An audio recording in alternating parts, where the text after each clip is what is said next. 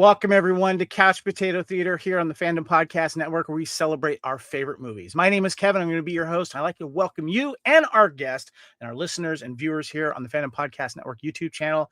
We are celebrating Couch Potato Theater, the Muppet Christmas Carol. Really excited about this for here in the holiday season. And we were deciding, what movie should we discuss? What should we bring out? And I think we have a good one here. Let's go ahead and get right into it. I'd like to welcome my co-founder of the Fandom Podcast Network, Mr. Kyle Wagner. What's going on there, buddy? No, Chris. Rudolph does not charge off the Tesla chargers. And I've told you the elves are fast clickers. Yeah, I know he's not wearing the hat. I'm going to get on him about it. We're starting. I got to go. Have a great flight in a couple days. Okay. Sorry about that. With my old neighbor up north. And, he calls me for tech support everyone.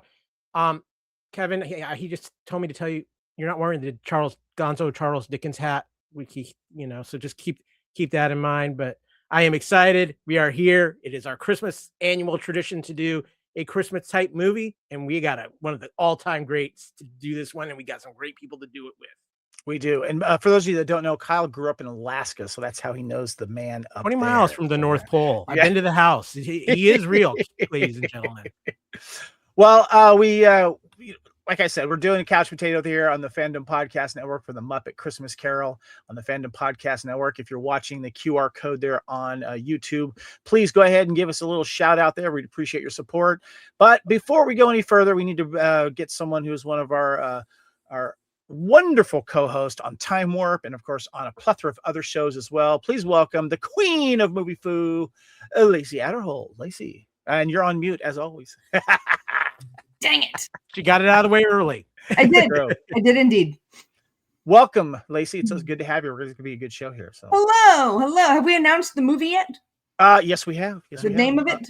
Yeah, the Muppet Christmas Carol. Yeah. Okay, I just didn't want to give it away. I was trying to stay in front of the.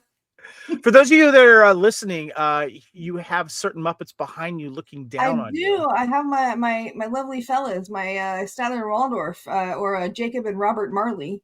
Yes, are painted behind me. I have a wonderful friend. His name's Vaughn Belak. He's an artist, and he painted those for me about 15 years ago. And I remember first coming into your house, and that was one of the first things I noticed. I was like, "That is cool." Yeah, and the cool thing is, in my theater room, I actually had a balcony, little tiny balcony built over my fireplace, so that they can sit and judge me while I watch my movies. Nice.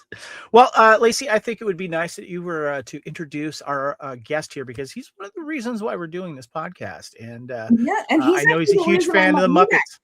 What's that? And he's the reason I met you guys. He introduced me. Like, I would not be part of this situation if he had not met me on a different podcast. Have you punished him for that yet? Do I know? Have you punished him for that yet? Yes. But no. So, Alex, are you there? I am here. Hi, gang. Huzzah. Welcome, Alex. Hooray, hurrah. Joyous Noel and all that nonsense. Now, before we go any further, we got to talk about the shirt that you're wearing, Alex. Please describe it to the viewers and, of course, the listeners.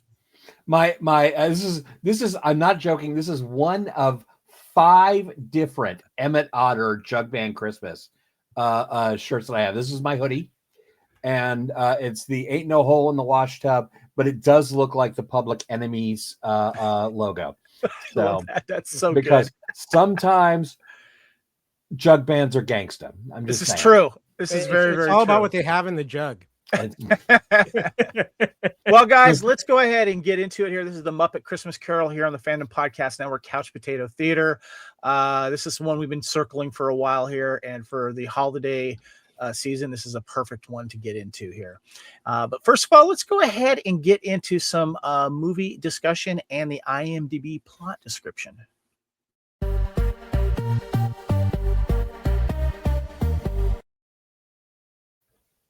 Okay, so for the IMDb plot description here, it says, "'Tis the season for love, laughter, and one of the most cherished stories of all time. Join Kermit the Frog, Miss Piggy, and hilarious Muppets in this merry, magical version of Charles Dickens' classic tale. Michael Caine gives us a performance that's anything but bah humbug as greedy, penny-pinching Ebenezer Scrooge. One fateful Christmas Eve, Scrooge is visited by the ghost of Christmas past, present, and future.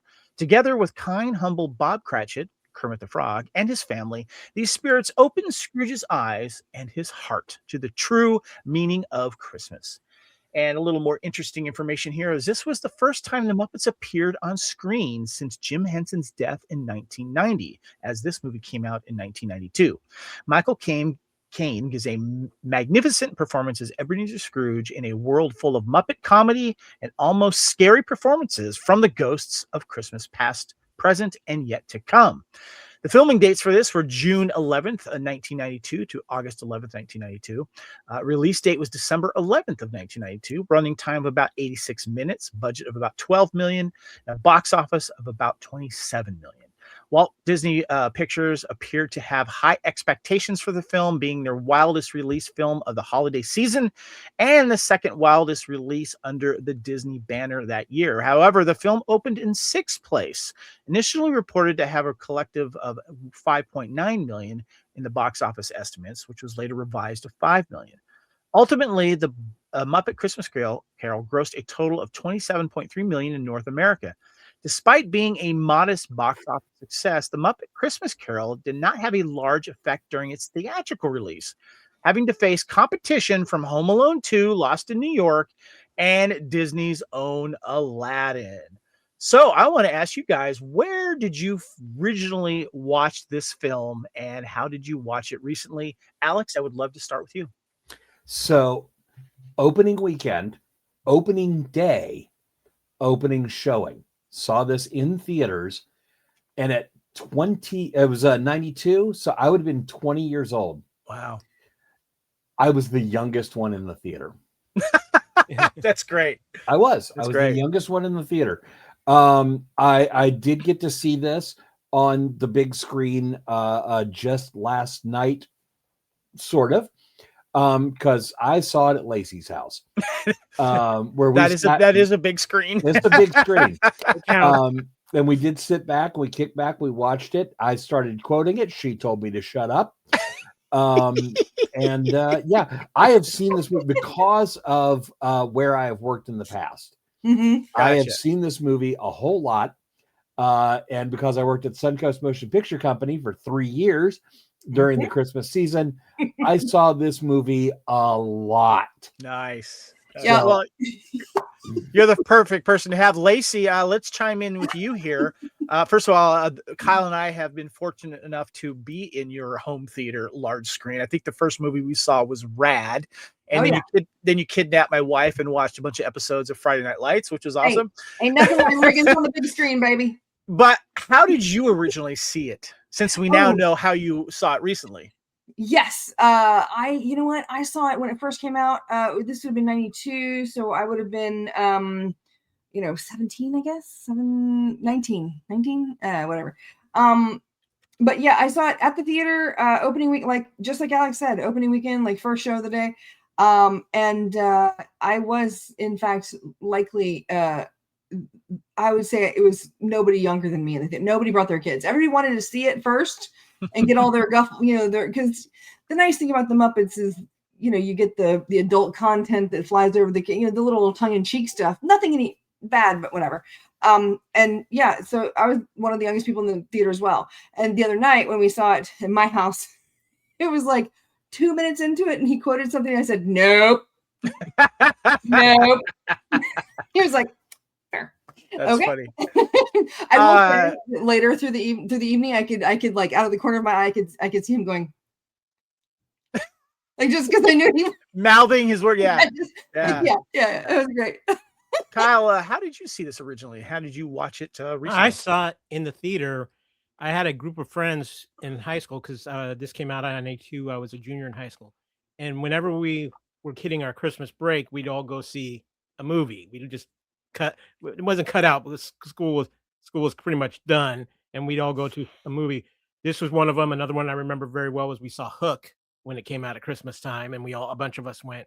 It's the Muppets. You got to go see it. It's the Muppets. Come on. It was a great time. Had a blast. Like a lot of people, most recently, I watched it on Disney Plus with some of the extras they've got there, and Disney Plus did a really nice job with the streaming on it. There you go. Yeah. See, I was in the theater. I remember it was a thing going to the Muppets. I always made it a point to see it opening weekend, and because I remember seeing the original Muppet movie in a drive-in with my parents, and whenever the new one came out, we would go see it. And I remember specifically seeing the Great Muppet Caper as well. And so, and then this was just always on for the Christmas holidays. It always came on. And then, of course, I have it on DVD.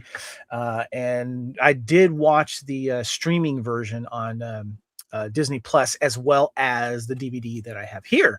And I returned to the DVD because we'll get more into it later, but the song that was omitted originally, When Love Is Gone, was restored. But it's on the DVD in the full screen version, not the widescreen version. And then there's been some Blu-rays and other physical media, and some of them are limited. Now they're hard to find and they're very expensive. But I wanted to get together with you guys on the physical media part of things here. I'm just going to start things off here. Muppets Love the Holidays. And of course, I have It's a Very Muppet Christmas Movie. Got this one on DVD. And then I have the Muppet Christmas Letters to Santa. And then I have one of the OG one, Emmett Otter's Jug Band Christmas. Ode to your shirt there, Alex. So yeah. Lacey, what have you got regarding physical media on this film? I think you had was it a Blu-ray? And you're on, yeah, there you go. You're on mute. Yes. I have the Blu-ray. It is just the Blu-ray. I think I have the DVD over there somewhere. I wasn't aware. Blu-ray DVD combo in the works. Yeah, I wasn't aware we were going to go through all of the Muppet type style items that we have, because I have, I think, pretty much all the ones that you mentioned, but I did not bring them over to prepare. That's okay. That's all right. It'd be a 5-hour podcast if we did that, Lacey. So, but you got Alex a wonderful present, and I think we need to showcase this. Alex. So what? No, I'm. So first of all, Lacey and I have the same version of the Muppet Christmas Carol. The what is it? It's Not Easy Being Scrooge edition. Mine is a digital copy, which I discovered moments ago. So I'm looking forward to seeing if that actually still works. And I bet it doesn't. But Lacey managed to find a copy of John Denver and the Muppets Rocky Mountain Christmas. That is so cool. A special that was done after A Christmas Together.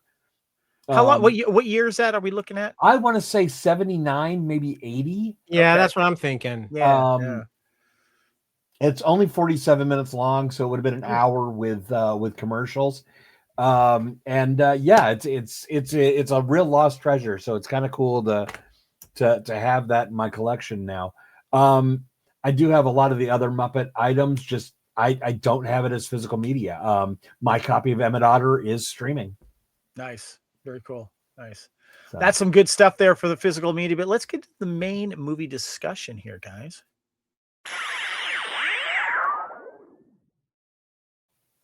All right. So one of the things I wanted to start off with here is some production notes on this movie. And following Jim Henson's death in May of 1990, the talent agent Bill Haber approached Henson's son, Brian, with the idea of filming an adaptation. Haber told Henson that, quote, A Christmas Carol is the greatest story of all time. You should do that.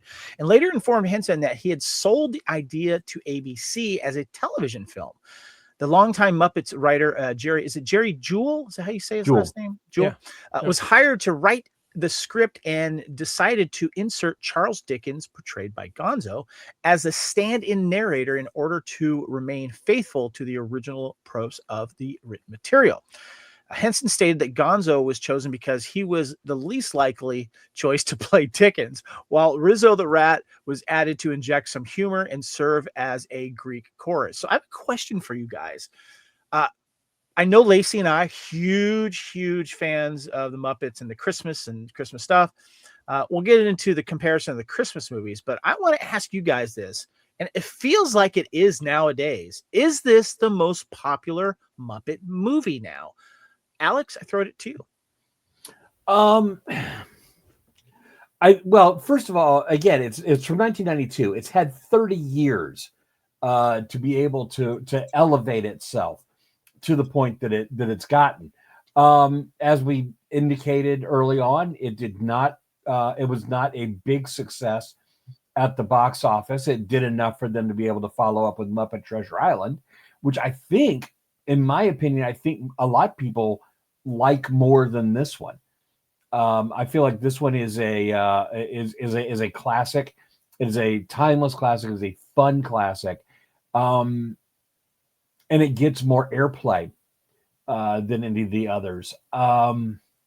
It might be the most popular simply from being in front of us so much.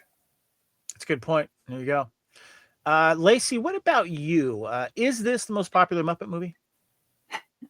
Okay, so I think as far as nostalgia goes, the thing that's working for this movie is, number one, it's a classic tale, right? So you can always, you're going to get more play at Christmas.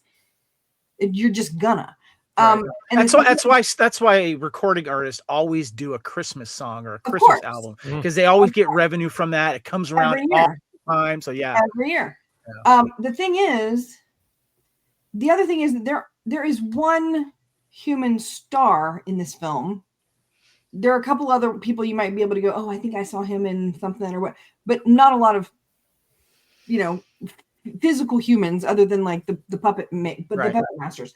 As far as the other movies, I mean, as they go through the years, it was a privilege to be invited to be in Muppet movies. Brooke Shields, all the way up through, and now we've got like Tina Fey's been in, and all these, the Pacey and the characters from Dawson's Creek were in Muppets from Space. So I think that there is a nostalgia to them, but I think this is the only one that is not. It's not going to be affected by time passing. That's a great point. It's timeless. It's basically timeless. Yeah, and the story is timeless. And so that's so excellent I will say a lot of people, I think, go back to Great Muppet Caper as like the big one. I think Muppet Christmas Carol, I think it's definitely up there. What about you, Kyle? You think it's the most popular Muppet movie? I think it is the most watched Muppet movie because I think, like we've said, it's timeless. And this is the most generational Muppet movie where it gets passed from generation to generation because it's a Christmas film. And you tie that in with just some other things with the way things have been with the Muppets since they've been acquired by other people. And I think this film is the one that still gets the most love and attention.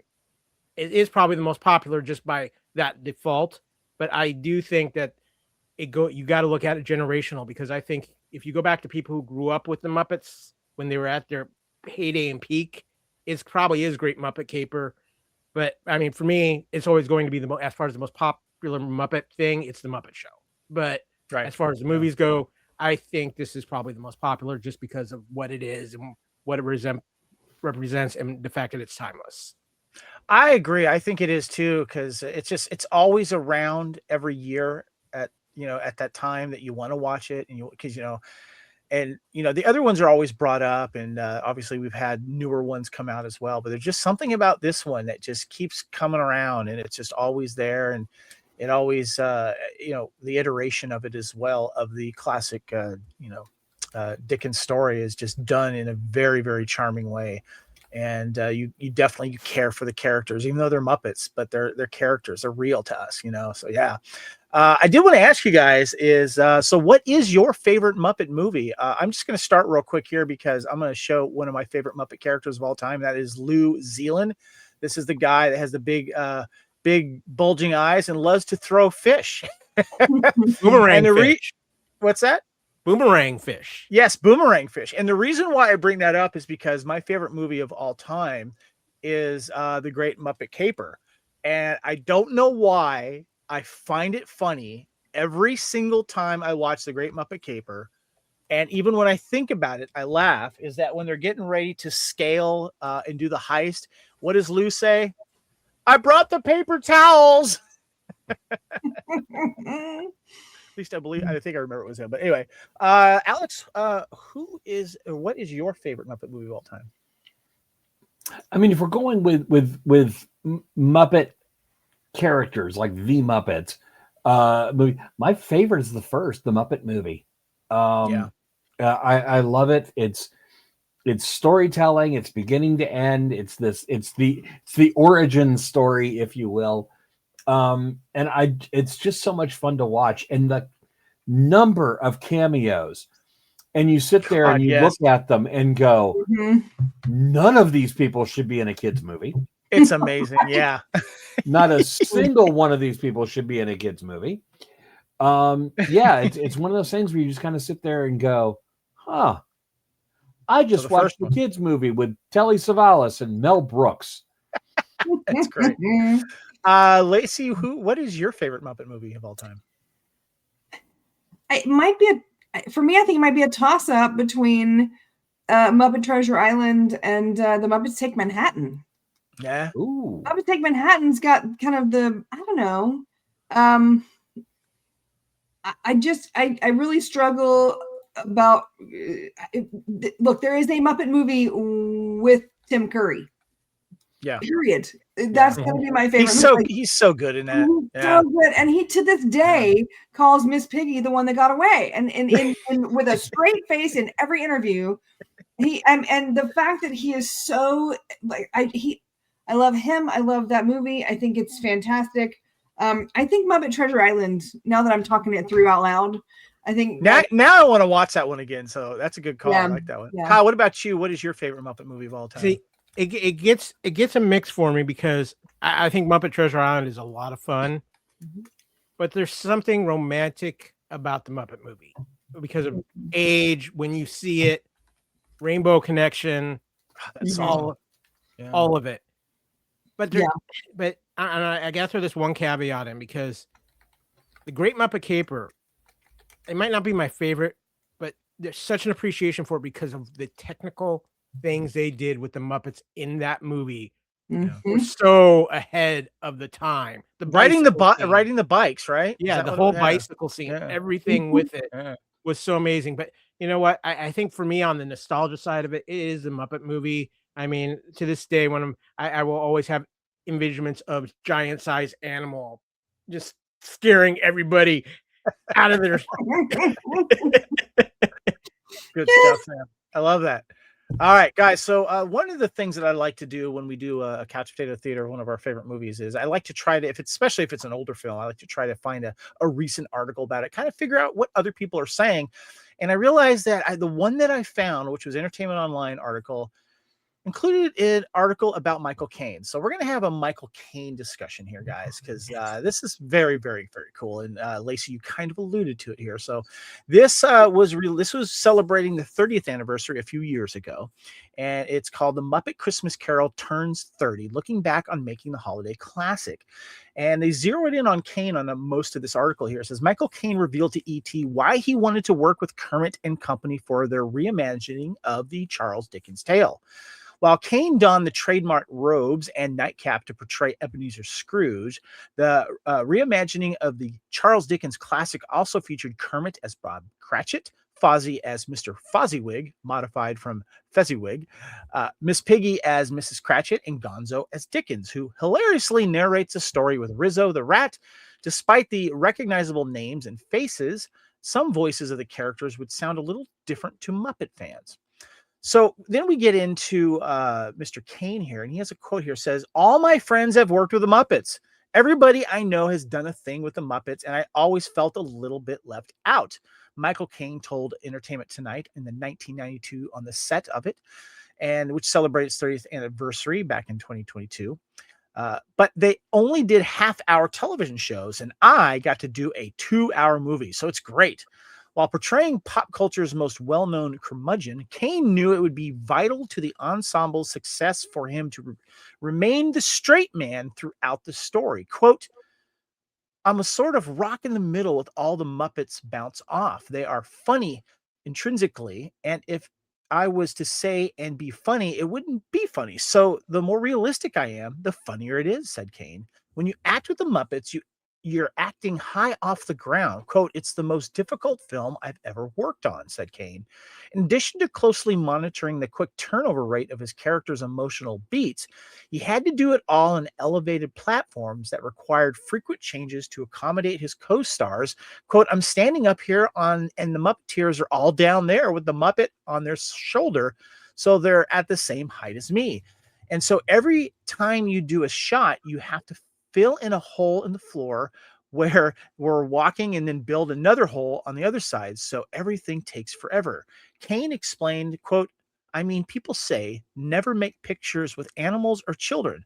They ought to try Muppets. They're the biggest scene stealers of them all. So that was a great interview there. I've seen portions of that. And Lacey, I wanted to get your thoughts on first on Michael Caine's portrayal of Ebenezer Scrooge. Well, first of all, his portrayal is fantastic. He's Sir Michael Caine. And let's just put that away. The Muppets and him talking about how, it's hard to work with them. There was one scene where I turned around, looked at Alex, and I said, there was a huge scene where he was the end of the table and all the Muppets are around him, around the table. And I was like, I don't think I would have personally been able to be in that seat, because it was just looking at it and knowing all the people underneath him, and the fact that he had to probably be walked in and put down so that because he has to walk around all the holes. I mean, it seems terrifying and claustrophobic to me. Yeah. But there's a pretty cool, there's an interview called, I have the wrong glasses. You're looking at the DVD or Blu-ray there? The Blu-ray the Blu-ray, it says there's an interview called Frogs, Pigs, and Humbug, Unwrapping a Holiday Classic, where he does it's an interesting interview. They interview a lot of people, Henson and a few other people, but he talks about how being the straight man is the only way to do this and have it come out right. And I think it really did. And the thing is, this is, I think, the most dramatic Christmas Carol that I've ever watched. All the other ones are like, at least, but his character, and there's a couple of other bits and bobs in there where I'm like, oh, that went dark. Yeah. Wow. Yeah. Well said. Mm-hmm. Alex, I want to get your thoughts on Michael Caine as Scrooge as well, but you said something in the private chat here. I just wanted to clarify. Yeah. Is this adjusted for inflation of how much money each of these movies that made? That is adjusted for inflation. So adjusting for inflation, the original Muppet movie would have made $200 million in 2025. Wow. And then it's followed by number 2, the Muppet movie that came out in 2011. That was the Jason Segel film, right? Yep. And then followed by The Great Muppet Caper at 3, and then Muppets Most Wanted at 5, Muppets Take Manhattan 6, Muppet Treasure Island number 7, and The Muppet Christmas Carol last. And nobody even saw the Muppets from Space, because the Muppets from Space not listed. And I'm not 100% sure why. This was taken from geekywhale.com. Okay. And so I don't know why it's not listed. It may be a case where I know that was a different distributor than everybody else. I remember sitting in the theater and I own a DVD, so I know it exists. Oh yeah, no, it exists. I have it too. So Alex, what are your thoughts on Michael Caine as Ebenezer Scrooge? I have A Christmas Carol is one of my favorite stories. It's one of the few horror stories that I truly enjoy. And it's a ghost story. You're right. It's scary ghost stories that are mentioned, and this one's specifically a scary ghost story. It's a scary Victorian ghost story. The Marley is terrifying. The ghost of Christmas Yet to Come is death. Spoiler alert for a Victorian area movie. But Michael Caine stated that he wanted to do this as if he was working with the Royal Shakespearean Company. Yeah. And it's a known quote about him saying that. And there's a beautiful meme out there that says that the reason why Muppet Christmas Carol and Muppet Treasure Island work so well is because Michael Caine played it so that everybody else was a serious actor, and Tim Curry played it like he was a Muppet. Right? That's great. I mean, Michael Caine, Albert Finney, Alistair Sims, Patrick Stewart. There's your Mount Rushmore. There you go. Of Scrooges. Kyle, what about you? Your thoughts on Caine as Scrooge? If there was any question that Michael Caine is not one of the greatest actors of all time, this movie answers it, because to play straight to the Muppets is got to be one of the hardest things to do in the world. Not just because those puppeteers are throwing out all kinds of ad libs and things like that, having fun, but you're looking across at a Muppet, and there's the pure joy of it.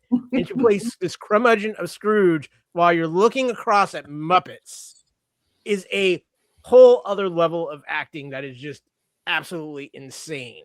And he's so great as Scrooge. He works so well with the Muppets, and he had the right approach to it. And it's one of the reasons why this is one of the greatest adaptations of A Christmas Carol, is because of the performance Michael Caine gives. Well said. I'm going to challenge you on this, because every actor that talks about performing with the Muppets talks about acting to the Muppets, to talking to the Muppets. Celebrities will talk about it. I had the chance to meet Karen Prell, who is a longtime puppeteer. She was Red Fraggle, along with John, and I'm always butcher his name, Tartaglia, who is now Gobo Fraggle. He's the executive producer for Apple's version of Fraggle Rock. And they did an appearance at the Center for Puppetry Arts. I can't tell you what their faces looked like. I was talking to Fraggles. That's the one that's in Atlanta, right? Yeah. That's fantastic. That is so cool. Anybody comes to Atlanta, if you're a Muppet fan, you come to the Center for Puppetry Arts. It's Mecca. It's almost like, if you get to do a Muppet movie, it's almost like Weird Al Yankovic, doing a parody off your song. It's absolutely that. You've made it. You've made it. If you've done that, and if you've done like Saturday Night Live, if you're in a freaking Muppet movie, it's wonderful, and you represent pop culture. Yeah, exactly. And I also feel too that some of the best bloopers have always been with Muppets. It is such the funniest thing ever. Yes. Yeah. That's great, guys. Well, you know what? Someone else is a big super fan of Muppets, and for those of you that are fans of the wonderful show Ted Lasso, Brett Goldstein, of course, is one of the writers, and of course is one of the actors in that series. He has made it loud and proud that he is a huge Muppet fan. And I found another article celebrating the 30th anniversary. The Muppets sit down with Brett Goldstein to reminisce about making the Muppet Christmas Carol. On the 30th anniversary of the Muppet Christmas Carol, God Bless Us Everyone by Maureen Lee Lenker came out December 2nd. This article in 2022. It's an EW article. You can also find it online, and on I think it's on YouTube as well. We are more the God Bless Us Everyone types than the bah humbug contrarians here at EW, and that means that one of our favorite holiday traditions is sitting down to watch the 1992's The Muppet Christmas Carol, an adaptation of Charles Dickens' classic work starring Michael Caine as Scrooge. To oversee this merriment, recruited #1 Muppets fan Brett Goldstein, Ted Lasso's co-star and writer. And if you haven't watched this one-man puppet Christmas Carol, get thee to YouTube stat. Watch the video above. And I've watched this. It's wonderful. You could tell the glee that is in Brett Goldstein's voice when he asks the questions. And the round table, of course, includes Gonzo, Kermit, I'm sorry, what's his nephew's name again? Robin, thank you. And of course, Miss Piggy. It's really, really sweet. Wonderful thing. So make sure you guys check that out. All right, so let's get into more of the discussion here. We've got some movie reviews for the Muppet Christmas Carol here. And as you can probably imagine, most of them are favorable here. Of course, on Rotten Tomatoes, it's got a 77% fresh meter, and the popcorn meter is at 86%. And the site consensus states it may not be the finest version of Charles Dickens' tale. Yes, it is, to grace the screen, but the Muppet Christmas Carol is funny and heartwarming and serves as a good introduction to the story of young viewers. We follow Letterboxd around here because you can find us on Letterboxd. It's got a 4 out of 5 rating on Letterboxd. And one of the biggest film reviewers of all time is the Chicago Sun-Times film critic Roger Ebert, who gave the film 3 out of 4 stars, praised the technical achievements, felt it, quote, could have done with a few more songs than it has, and the merrymaking at the end might have been carried on a little longer just to offset the gloom of most of Scrooge's tour through his lifetime spent spreading misery, unquote. And on the television program Siskel and Ebert, his partner, Chicago Tribune film critic Gene Siskel, who did not review the film in print, gave the film a thumbs down, although he was favorable towards Michael Caine's performance. That kind of surprised me there. Alex, I want to ask you regarding any of these things in the reviews jumped out at you, but also I'm thinking, like, I don't know anyone that really doesn't like this version of the Muppets. I don't know. What do you think? I do. Yeah, it's honestly, there's 4 of us on this show. The critic review set says that 3 out of 4 liked it. Yeah. And the fan reviews says 1 out of 5 like it. So you're gonna find people who don't like this movie. Gene Siskel, apparently. Stupid Siskel. Yeah, we haven't heard anything from him lately either, huh? And a lot of people have a problem with this movie because it is the first movie after Jim Henson's death. Yes, it is right. The first one where that it's not Kermit's voice; it becomes Kermit's voice over time. And the fact is that Brett Goldstein interview, the person he does the interview with is not the Kermit that was in the movie. That is not the voice of Sam Whitmire. So it's like it's funny. It's funny you say that, Alex, because I remember one of the just because I had to laugh, but it was forgivable. I remember that was one of the early things they did on Family Guy about weird sounding Muppets. You know, that's one of the things that they Waka. Yeah. Lacey, you had thoughts on credits? Well, I think number one thing that's going to make me go see a movie is if it gets 2 thumbs down from critics. The critics and I rarely agree on anything. I am a big fan of watching. I mean, I can watch John Ford movies and Charlie Chaplin movies, but I do love Michael Bay and, John Hughes. So anytime there's a movie where people are like, oh, God, I'm like, I'm in. Let's do this. I'm going to make my own opinion because I'm always in it for the underdog. You know what I mean? Today I was talking to somebody and I said, I gotta dip for like a few hours because I gotta go do a podcast. They're like, oh, what's the podcast? I said Muppet music, Muppet Christmas Carol. And it was like, oh, okay, I'll just stop you right there. I was like, oh, really? Yep. I was like, okay, cool. I said, did you just not enjoy Muppets or you just, and the response was like, I just never got into Muppets as a kid. I just wasn't into Muppets. Gotcha. Okay. That's fair. I'm never going to talk to them again. I just want to point out Shakespeare and Mozart never wrote for the critics. Right. They wrote for the fans. They wrote for the nomenclature. And I think that's the same thing here. I don't give a damn what the critics think about a movie. You know who I give a damn about whether or not I like a movie? Me. Yeah. And Lacey. And Lacey too. So yeah. No. Kyle, you're movies that we all don't agree on. Like they're Kyle, your thoughts on the critics' take on this?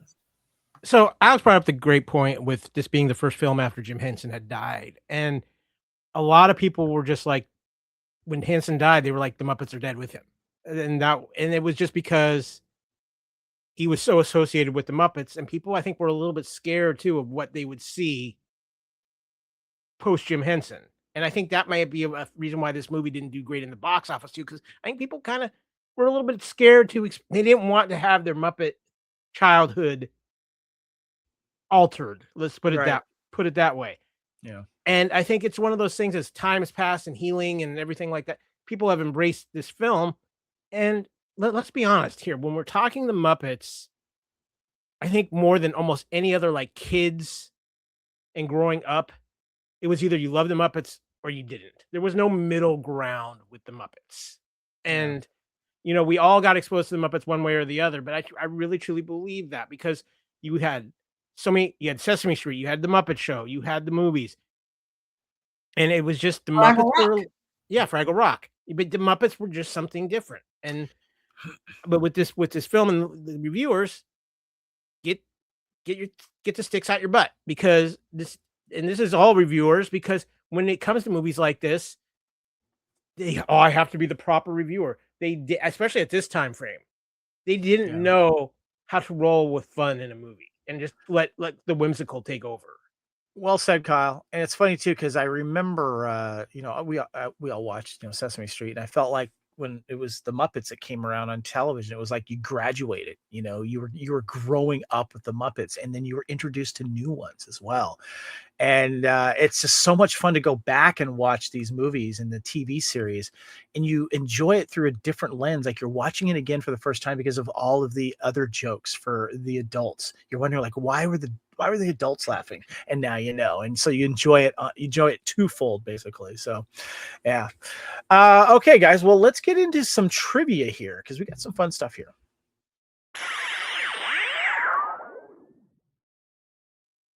All right, we're getting some movie trivia here. I'll hit the first one here. Some of this we've already touched on, but it's some interesting stuff here. Sir Michael Caine actively pursued the role of Ebenezer Scrooge when he heard about it was going to production. He had missed out on a guest star role on the TV series The Muppet Show. It started, of course, in 1976, which was shot in the UK while he was living as a tax exile in the US at the time. However, friends and colleagues who knew he had guested on it, such as Sir Roger Moore, John Cleese, Peter Sellers, and Sylvester Stallone, had told him that they had a massive amount of fun appearing on the show, and they had given them extra kudos with children. By the time this film was greenlit in 1991, Caine had moved back to the UK, and when he heard it was going to be filmed in London studio, where he had his agent badger Jim Henson Productions until they agreed to meet with him and then cast him shortly afterwards. Kyle, go ahead and hit us with number 2, please. Yeah, one of my favorites. In an interview, Kermit the Frog stated the most important piece of acting advice ever given to him was by Sir Michael Caine on the set of this movie. His advice: never blink. Kermit's held up to that one very well, I'm going to say. Yes, he has. Lacey, you do want to do number 3 for us here? You're on mute, Lacey. Fine. Okay. This is the first major Muppet project after creator Jim Henson's death. The role of Kermit the Frog was handed over to Steve Whitmire. He said he was incredibly nervous about taking over for such an iconic character. And the night before he recorded Kermit's songs for the movie, he had a dream where he met Henson in a hotel lobby and told him how unsure he was. In the dream, Henson reassured Whitmire that the feeling would pass. And after waking up, Whitmire was confident and able to do the part. And that's going to make me cry. Oh my gosh, that's so sweet. Kyle, you want to do number 4? Well, before that, though, I just want to give Steve Whitmire a ton of credit, because talk about maybe the biggest shoes to fill of all time. Oh my God, right? Yeah. So he deserves his props while we're talking about him right here. So Whitmire was a Muppets original. He was somebody who did a whole lot. He was Wembley Fraggle. He had been Rizzo the Rat the entire time. And I think it's one of the reasons why Rizzo the Rat was given such a big role in this movie, was because Whitmire was going to have something that he could fall back on if the Kermit did not work. Yeah. And I think he did a tremendous job. I had a pleasure of meeting him. He is as cool and as friendly as you would think he is. Very cool. So the next piece of trivia is, in the final musical scene, a store in the background is called Micklewhite. Sir Michael Caine was born Maurice Joseph Micklewhite. There you go. I bet when he showed up on stage for that, he was just like, nah, you did it.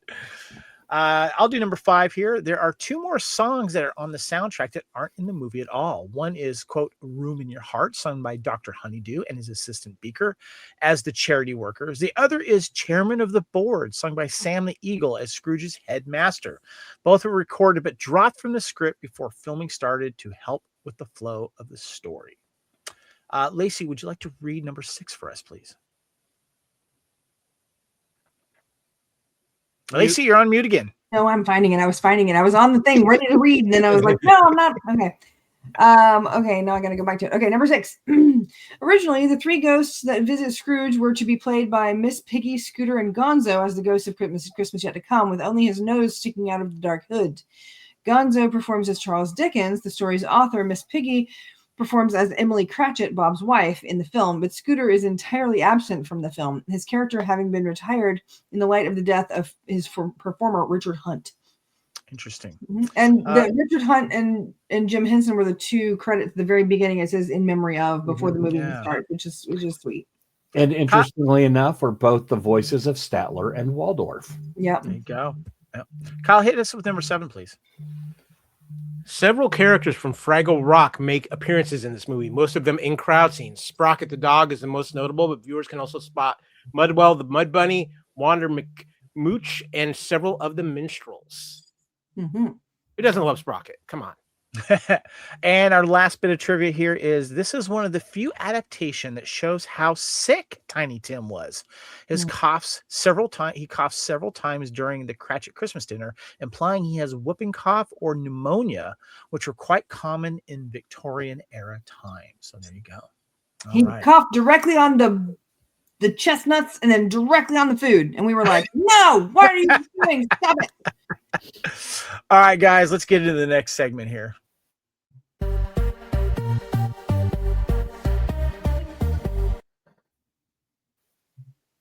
All right, one of the things I want to discuss is the cast and crew here. And this is where we can kind of just give our thoughts overall on the Muppets who portrayed the characters. And if you want to give some shout outs to the performers behind the scenes, just a reminder for those of you that don't remember or have, not sure. The Muppet characters, we had Kermit the Frog as Bob Cratchit, Miss Piggy and his wife Emily Cratchit, Statler and Wardorf as the spectral ghost of the Marley Brothers, Fozzie Bear as Fozzie Wig, Great Gonzo as Charles Dickens, and of course Rizzo the Rat is always himself. And we have the human actors as young Scrooge. We have several. We have Edward Sanders, Theo Sanders, Christopher Milnes, Russell Martin, and Ray Coulthard. Stephen McIntosh as Fred, Ebenezer Scrooge's nephew, Meredith Braun as Belle, Scrooge's former love interest, and Robin Weaver as Clara, Ebenezer Scrooge's niece-in-law and Fred's wife. And of course, we had Michael Caine as Scrooge. And of course, Brian Henson is the director. Alex, I want to start with you. I want to get your thoughts on the cast itself and maybe some of the performers. I recently read a phenomenal article about this movie. And one of the things that it mentions is that if we look at this as the characters are playing characters, so they know they're in a movie with Sir Michael Caine, that Miss Piggy hams it up, no pun intended, in such a way that it's obvious that she's been given a very small role and she's not happy about it. Yeah. But I love that. I think everybody, you have to give Whitmire credit. Yeah. Those were enormous shoes to fill. But I think all of the performers, both human and non, were terrific. I think this is some of Frank Oz's best work as a Muppeteer. And again, Whitmire makes the movie because Rizzo is such an important character, being the comic relief and foil for a movie that literally, he speaks for the audience. It's like, should we be talking about this sort of stuff? This is kind of creepy. Do we need to worry about the kids? And Mr. Dickens indicates that no, this is culture. Yeah. And he does Bean Bunny. It's just so cute with Steve Whitmire. So yeah. Lacey, your thoughts on the cast and the crew, the Muppets cast or the performers? I think they chose the right direction to go by putting all of the lead characters in the film as far as human actors. If I'm reading this right, it's literally just anyone who would have been either Scrooge or his family. Right. So it kind of goes along with, I don't know. I don't know why that made sense to me, but I think that having Michael Caine as the only major star, like at the time, I guess, I tried to look up the other, most of the other ones, but they've done a few small things here and there, some voice acting, that kind of stuff. Fred was in Lock, Stock, and Two Smoking Barrels, but I don't remember it well enough to know who his character was. So when it comes down to it, I think that they did an amazing job picking which Muppets went where. Having Bunsen Honeydew and Beaker. Thank you. As the two people working to get alms for the poor was my favorite scene. Love it. Love them. It's kind of perfect because Beaker really is us. Like he's, so afraid of, and I did love the bookkeepers, all the rats, when he asked for coal and they say no, they're heat wave. It's a heat wave. They can't, that would have worked if it was a different character. You couldn't have had the penguins as the, so, love the purse, love the shoes, love everything kind of a thing. Nice. Kyle, your thoughts on the cast and crew? Me. Oh, I'm sorry, Lacey said Beaker, and I just went into my Beaker mode. Sorry. It's wonderful across the board, but the greatest decision they made was having Great Gonzo play Charles Dickens and put Rizzo. Oh God, yes, because they are the stars of it. They make this movie, and every scene they are in is just magic, and it worked to perfection. Normally, you would think, okay, yeah. You got Kermit as Bob Cratchit. Some people might say, well, Kermit should have been Charles Dickens. No, Gonzo had to be Dickens. And it's not even a question. And especially how they follow along with the story with Rizzo and they go through some shenanigans and have some little comedic moments. It's just gold. And what's so great is you've got them trying to, especially Gonzo, trying to be in that time frame and in that moment. And here you got Rizzo just breaking the fourth wall all over the place and doing that, and it created one of the greatest pairings going forward in Muppet history of Gonzo and Rizzo. Well said. Wonderfully said there, Kyle. Great comments, guys. What I wanted to do is when we do these couch potato theaters, after we usually discuss the crew and stuff, we talk about our favorite scenes, and then we go on to the next thing. We talk about our favorite music moments and stuff like that. We're going to do something a little bit differently. We're actually going to talk about all of the music numbers in order because there's some stuff to be said about all of them. But before we do that, though, I want to know if there's any particular lines, any funny quotes. And I just wanted to start off because Rizzo the Rat's one of my favorites. When Gonzo says, "Welcome to the Christmas Carol, I'm here to tell the story," and Rizzo just says, "I'm here for the food." But it's other little things of like little creatures and characters that don't have names or you don't know them. And I laugh every single time when a street urchin steals a talking vegetable and the vegetable says, "Hey, I'm being stolen. Hey, help me, help me." I just love that stuff. Kyle. Mother always taught me never eat singing food. Yes, it's true. Also, I just, especially in the very early scenes when Michael Caine, he's got the rabbit and everybody trying to get money from him, and just how he interacts with all of them, whether it's Bunsen Honeydew or Beaker or all the other street urchins or something like that. Just how they interact with him and they treat him, because it's like they know they just got treated horribly, and the lines they throw back are just hilarious. I think too, Kyle, that when we were talking about Michael Caine, I think that one of the things that really cemented his, like, I'm here to be serious about this role. I'm going to play it like, as we had mentioned, that he's acting with the Royal Shakespeare Company, is when Kermit says, "If you please, sir, why open the office tomorrow? Other businesses will be closed. No one will be able to do business with. It'll waste a lot of expensive coal for the fire." And then, of course, the rats go, "Yeah." But then Ebenezer says, and Caine just kills this, "It's a poor excuse to be picking a man's pocket every December 25th.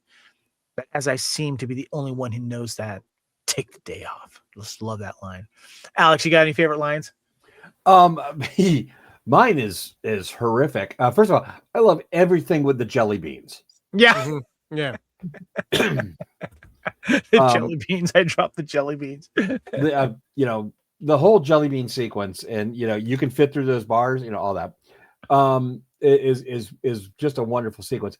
For me, there's a great, it's one of my favorite lines from the Christmas Carol, every version of it, and it's the ghost of Christmas present burning Scrooge by saying, if he's gonna die, you better do it, decrease the surplus population.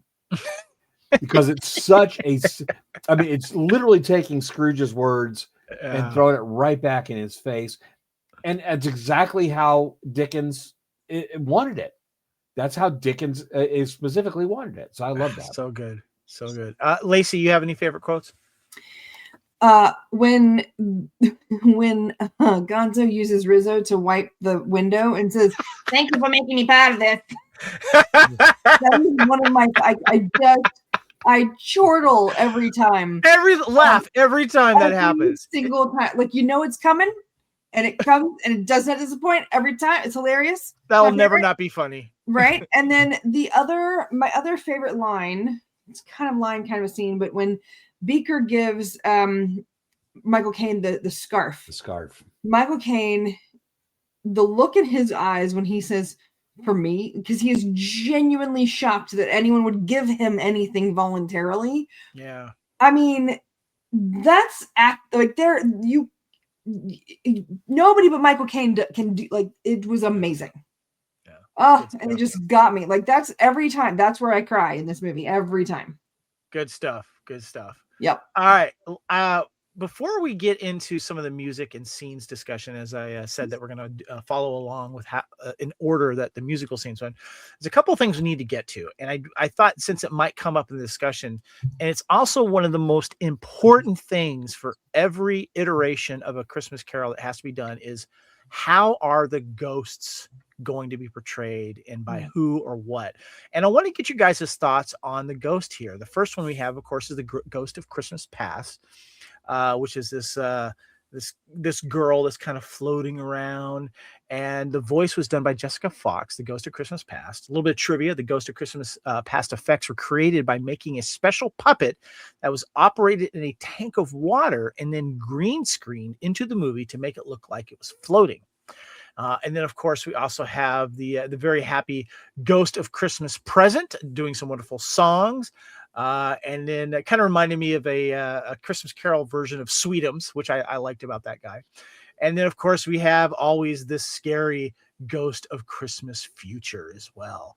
I want to get you guys' thoughts on how these were portrayed. And did you have a favorite? Alex, always start with you, sir. First of all, the Ghost of Christmas Past, far more terrifying in the face than the Ghost of Christmas Yet to Come. Mm-hmm. That thing is just like, there's just like a dead look behind the eyes.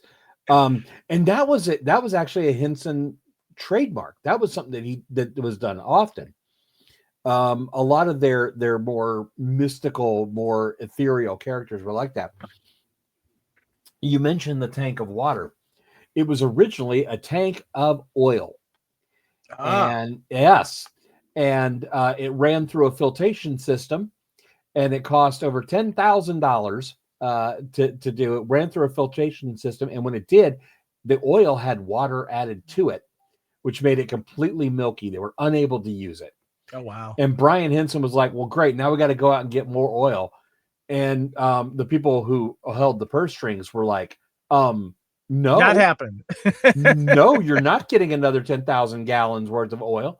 So they had to come up with the water aspect. And it's a neat trick. It's a fascinating thing to see. Ghost of Christmas Present is who I ultimately want to be. That's awesome. I love that. That's who I want to be. That is like the best character.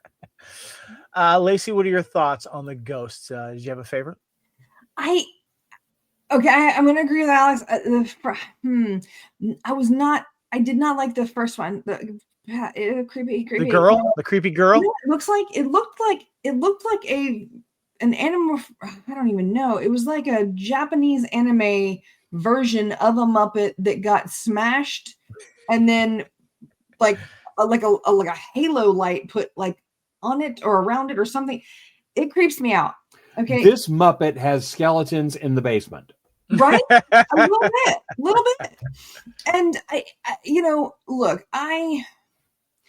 I love all the Muppets. It was interesting that the three main ghosts were not portrayed by more popular Muppet characters. Like it felt weird that we didn't have like, I mean, for instance, Scooter, again, excised from the whole plot. Scooter would have been a great Christmas past. Like, you know, and actually using Sweetums as the main, you know, the Christmas day or Ghost of Christmas Present. That now of the three, the coolest one in my opinion is the future because it's just super creepy. But it was just interesting to me that they didn't use the three characters they could have. I mean, come on, Uncle Deadly. Oh, and right, exactly, Deadly, man. Yeah. Or I mean, he would have been a shoo-in for this. Yeah, that's a good. Kyle, you've been wanting to say something. What do you got, buddy? Well, Lacey brought up the point. I want to, first of all, I love the effect of the Ghost of Christmas Past. I think it's very well done. And again, hence everybody at the Henson workshop doing phenomenal work. The Ghost of Christmas Present is my jam. I want to party with this guy. This is my I'll be his wingman. He can be mine. Yeah, we got this covered. The Ghost of Christmas Future of Yet to Come. What I love about it, I mean, it's not that hard to pull off. We know that look, but what I love about it is they're going through some of the tunnels and stuff like that, and you see it in the one photo. It's like, oh wait, we have some of these leftover weird things from things like the Dark Crystal Labyrinth. We're gonna throw those in there just to make it a little bit more creepy. But I kind of disagree with Lacey. I'm glad they didn't use established Muppets for the ghosts, and the reason why is because the ghosts are timeless, and I think if you put a well-known Muppet in as the ghosts, it takes a little bit of the effect away from the powerfulness of the message the ghosts are trying to send. And I think I see what you're saying. Yeah. And again, I know there's Muppets out there that could have easily filled the role, but I think in this is a case where you needed to have that original look to them, and I think it worked wonderful. And it's one of my favorite interpretations of the three ghosts. As far as the Ghost of Christmas Yet to Come, you could not use an established character. And the reason why is because Muppets are funny, and there's nothing funny that takes place during that sequence. But it is culture. It is culture. It is culture. It is culture.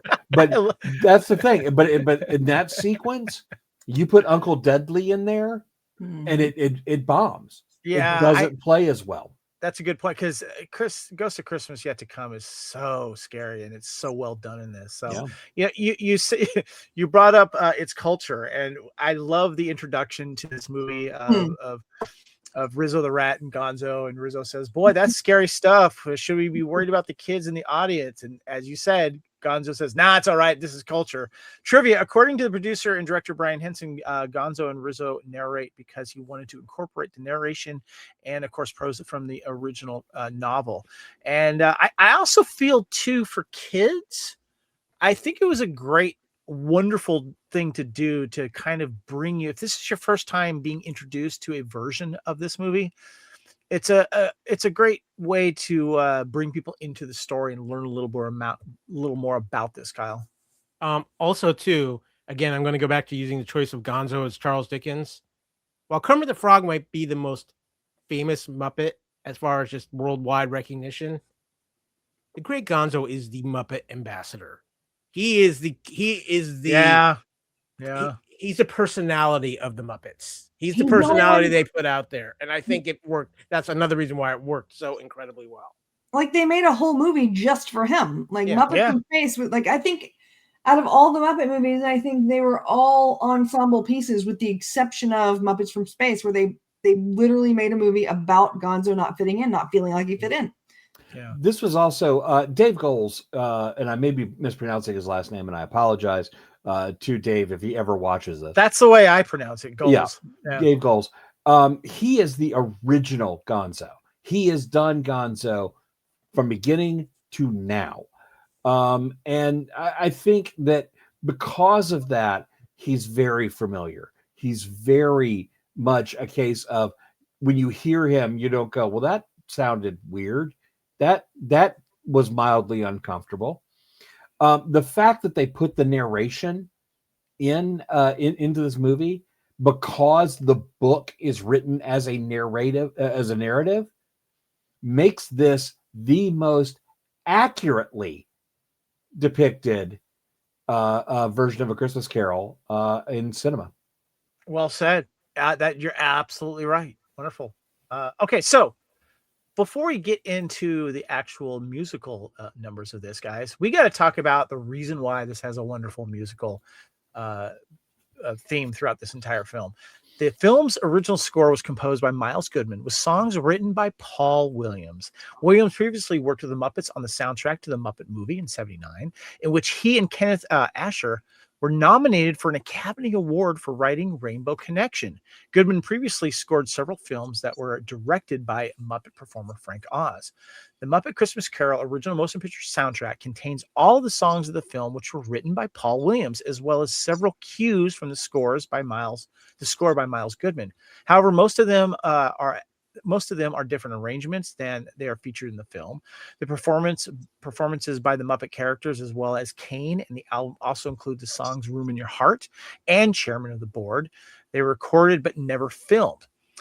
As with all preceding Muppet films, the Muppet Christmas Carol was shot as a musical. The soundtrack album peaked at number 189 on the Billboard 200 chart, just squeaked in there. The soundtrack was re-released on digital by Walt Disney Records on November 6, 2012. I want to talk about Paul Williams here, guys. He was born in 1940 as Paul Hamilton Williams. He's an American composer, singer, songwriter, and actor. He is known for writing and co-writing popular songs performed by a number of acts in the 1970s, including Three Dog Night, An Old-Fashioned Love Song, and Out of the Country, Helen Reddy's You and Me Against the World, Biff Rose's Fill Your Heart, and the Carpenters' We've Only Just Begun, and Rainy Days on Mondays. He also wrote Cry Like a Baby for teen idol Bobby Sherman. And of course, one of my favorites, Williams is also known for writing the score and the lyrics for Bugsy Malone from 1976. He's also has a variety of high-profile acting roles. Of course, acting with the Muppets, Smokey and the Bandit, and since 2009, Williams has been the president and chairman of the American Songwriting Society, the ASCAP. I want to get your guys' thoughts on Paul Williams. I'm going to start with you, Alex. I feel the need to point out that Paul Williams' first job with the Muppets was writing the music for Emmett Otter's Jug Band Christmas. Nice. Which means that the River Bottom Nightmare Gang song, as well as Barbecue, a lot of things, and a lot of people don't know this, but When the River Meets the Sea, which is the last song that's done in it, he is a song that he wrote while recovering from drug addiction. Wow. And yes, and he says to this day it's one of the most important songs he's ever written. And in that he uses the phrase what a newborn baby dreams is a mystery. And when Lacey and I met Mr. Williams earlier this year, that's the exact line that he wrote on my autograph from him. Oh, that's so cool. Which is amazing. Paul Williams' music is incredible. He has done so much phenomenal work. And I honestly forgot what the question was. Your thoughts on Paul Williams? So you answered it. Oh, he's okay. Kyle. So I think for a lot of people, their introduction to Paul Williams, at least as far as seeing him and stuff, was Smokey and the Bandit.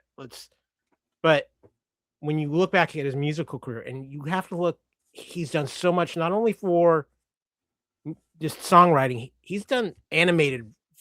Paul Williams wrote the music for the Return of the King and Hobbit animated films from back in the day, and they're absolutely gorgeous. And if you have not seen those, or I highly recommend, you can find them pretty much on iTunes or out there on DVD.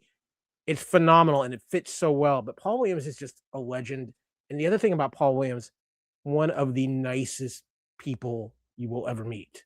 Even with his demons and some of the things he's been through, he is kind, he is humble, and the fame never went to his head. He never got that overinflated ego. He's just an amazing person, and what he's contributed that we don't know about is even more spectacular. I like that he's ahead of the songwriters rights group there. I thought that was very important. Lacey, your thoughts on Paul Williams? He was very cool. He's the only person that, well, I think Alex and I have been to a bunch of conventions together, but I think that's the longest I've ever waited for an autograph. And we were not leaving that line. I think it was about 3 hours, right? We were in line for him for 2 hours. And it was on day one of the convention, so we should not have had to wait that long. But it was a case where, we had, I would say 5 people in front of us, but the fact is that he was late arriving. Mm-hmm. And but it was a line that we were not getting out of. Yeah. I had somewhere to be that afternoon. I remember that. Yeah. So it was like a case of the reason why I wanted to go to that convention, which had Kiefer Sutherland, which had Danny Trejo, which had all these other people, was because Paul Williams was going to be there, and I didn't want to miss Paul Williams. I don't blame you, because I don't think he does a lot of appearances. So that's sort of real quick question. What did you have signed by him? It was tough. It was tough to get, because I was just getting a photo, but I literally was standing in line. I think Lacey and I talked for an hour about what I would get photographed, because I loved him as Little Enos. I thought that was phenomenal, but he did so much great work with the Muppets, and they had all kinds of things up there. There was a photo of him with the Muppet version of him. Nice. They had a version with him sitting with a bunch of different Muppets, which is the one I got. Which is the one that Lacey got. I got the DVD cover photo of Emmett Otter's Jug Band Christmas. Perfect. That's great. That's awesome. All right, guys. Well, this is where we start getting into the actual musical numbers and the scenes. Feel free to jump in with any comments. I'm going to go ahead and start in order here. Of course, after we get the wonderful intro song and that wonderful music, the main Muppet music, we are introduced to Scrooge, and the music and lyrics, of course, were by Paul Williams. And we got, of course, a lot of the main people performing a lot of the Muppets in this: Frank Oz, Louise Gold, Steve Whitmire, David Rudman, Karen Prell, David Goelz, Jerry Nelson, Brian Henson, and Mike Quinn. Wonderful introduction to our Mr. Scrooge himself. And I love that we don't see his face right away. He's menacing, walking around like he's Darth Vader. And then, of course, finally he shows his face and he turns around, and you got the cute little mice going, "No cheeses for us Mises." So cute. A lot of really interesting characters on this. Any thoughts on this first opening number, Kyle? It's perfect because it establishes Scrooge in this movie, and he's an evil man, because what man is evil? The Muppets. Come on. Yes. Let's be, but I mean, and just the hilarity of some of the things that happen and how it plays out is just great for this opening scene. It sets the tone right out of the gate, without a doubt. There's a great moment in the song where there's a female chorus of carolers singing that he must be so lonely, he must be so sad, he goes to extremes to convince us he's bad. He's clearly a victim of pain and of pride. Look close, and there must be a sweet man inside. It's a great line. It's a phenomenal line. It's a beautiful line. It says maybe there's something worth redeeming about it. There's a Muppet pause, and then all of them go, nah. Yeah, that's a good call. Yes. The next, we get the wonderful little Bean Bunny doing his little what is it? Good King Winston's. Yeah, I love this. I love Bean Bunny. He's so cute. Winston stuff. Yeah. Next, we get a funny little number here, guys. We get "Island in the Sun," written by Harry Belafonte and Irving Berge, performed by the Bookkeepers, and then also we get "Love Is a Heat Wave," written by Brian Holland and Lamont Dozier and Eddie Holland, of course, performed by the Bookkeepers. And then this is the improv that the Rizzo and the Rats do, and the little Hawaiian hula hula outfits, which are really cute. Wonderful little moment there because you can see how all the rats are all working in unison. And yeah, just wonderful moment there. It's also, there's a great moment for this. Harry Belafonte was a huge supporter of the Muppets. It was a very big deal for him. He actually sang the Banana Boat song, was only done on television once, and it was done on the Muppets. Turn the World Around was a big song for Belafonte, and he sang it at Jim Henson's memorial. Oh, that's fantastic. So there's always been a connection between Harry Belafonte and the Muppets. So it's really great that there's in the first movie after Jim Henson's passing, there's a Harry Belafonte reference. Love it. Love it. Lacey. I'd like to say that when I was like 19 or 20, the dentist that I had, my endodontist, when I had my wisdom teeth taken out, was named Harry Belafonte. So apparently the drugs they give you, the propofol, whatever, they ask you to count backwards. And I was like, 99, 98. You have a forest inside your nose. Will you sing to me? And that's all I know. Like, this was told to me afterwards. The next song is one of my favorites, and I love this one here. This is One More Sleep Till Christmas. Of course, music and lyrics by Paul Williams, performed by Steve Whitmire. Wonderful moment here. I love the annual Penguin skating party, and then we get little Cold Bean Bunny. Just a wonderful moment. Any thoughts on this one? There's a great Muppetism that occurs at the beginning of this, and it's the fact that Kermit blows out a candle. I'd like to repeat that. Kermit, a hand puppet, blows out a candle. I've never thought about that until now. Lacey. There's also, I mean, not to blow the open intended the mystery, but when Rizzo's, I think it's Rizzo, or maybe one of the, his feet are on fire after he lands on the thing, the chicken, the goose. And he has steam coming out of his feet. Yeah. So it's the same kind of concept, I think. But this is, out of all the songs, this is the one that I could tell you. If somebody said, "Hey, what's that song from Muppet Christmas Carol?" This is the one that I would know. I don't know any of them. Sleep Till Christmas. Yeah. Yeah. One More Sleep Till Christmas. Yeah. The next one, we get Marley and Marley. Of course, music and lyrics by Paul Williams, performed by Dave Goelz and Jerry Nelson. And of course, we get Statler and Waldorf as the partners, Marley and Marley, in a wonderful musical number, scaring, of course, our Mr. Scrooge and letting him know what's going on. Kyle. This is the one that gets stuck in your head. We're Marley and Marley. Yes. Of all the songs, this is the one that usually gets stuck in your head just because it's so kind of different from the rest of the songs. It's Statler and Waldorf and just how it's performed. And I think it's great with the characters, with the ghost effects, and just how it plays out. It's one of those times where the Muppets just nail everything right within that.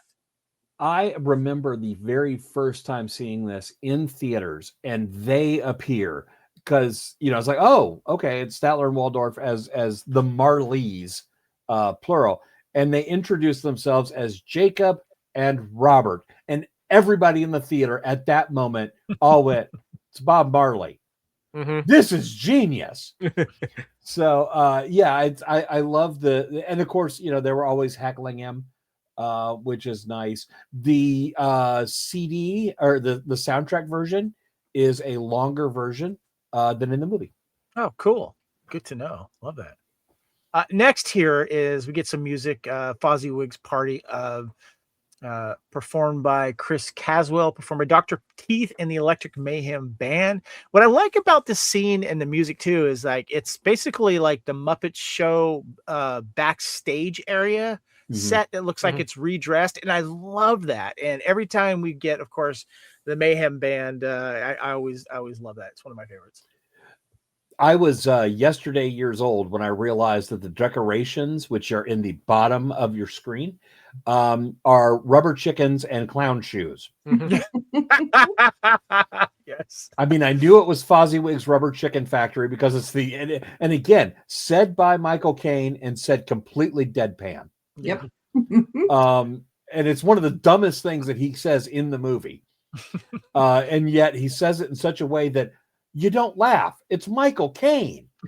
But yesterday, watching it, I looked at Lacey and I went, "Those are clown shoes." So the next song is the interesting one, the kind of the bigger topic thing here, and this is the "When Love Is Gone," the restored scene. Of course, music and lyrics by Paul Williams, performed by Meredith Braun and Michael Caine. Now, a little trivia behind this here is when originally shown in theaters, Bell's song, quote, "When Love Is Gone," was cut. Director Brian Henson protested this decision, but then the head of Disney, Jeffrey Katzenberg, felt the song was too sad for a children's movie.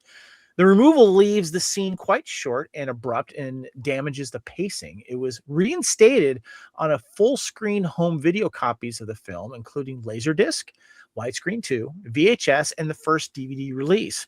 At the insistence of Brian Henson, for Kermit's 50th anniversary edition DVD, the full screen version includes "When Love Is Gone," and the widescreen version cuts the song.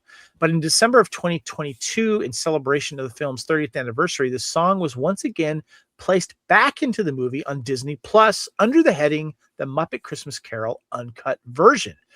Contrary to rumor, and this is on the trivia, the actual missing negative of "When Love Is Gone" still has not been found as of December 2022.